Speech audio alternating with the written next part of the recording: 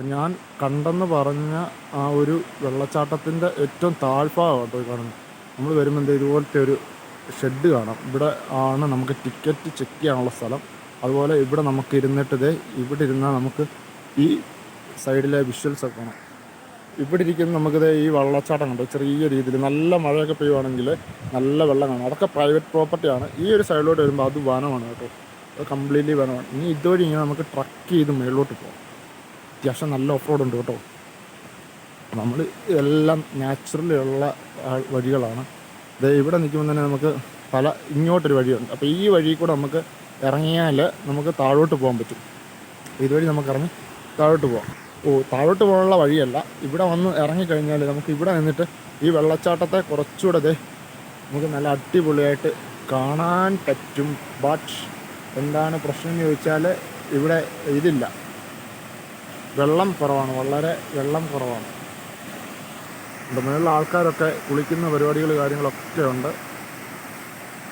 അപ്പം ഇവിടുന്ന് താഴോട്ട് നോക്കിയാൽ വെള്ളം ഉണ്ടെങ്കിൽ നല്ല ബ്യൂട്ടിയായി, പക്ഷേ വെള്ളമില്ലാത്തതുകൊണ്ട് പോരാ, അത്ര പോരാ. അപ്പം ആ വഴി പിന്നെ ഇങ്ങനെ മുകളിലോട്ട് കിടക്കുകയാണ് കണ്ടോ. ഈ വഴി ഇങ്ങനെ വീണ്ടും കയറി പോകുന്നതനുസരിച്ച് നമുക്ക് അങ്ങോട്ടെല്ലാം ഇറങ്ങാനായിട്ടുള്ള ഓപ്ഷൻസ് ഉണ്ട്.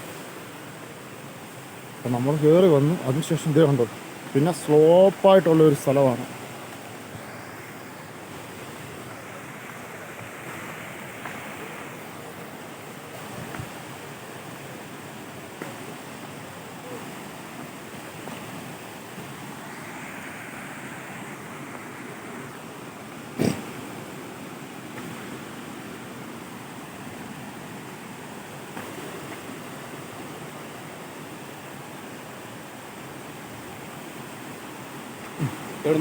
ഞാൻ കോട്ടയം.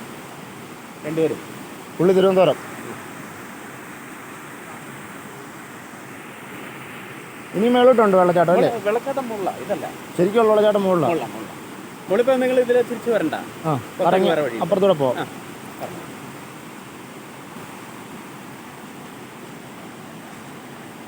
അപകട മേഖലയാണോ ഇത്? സ്ലിപ്പോ?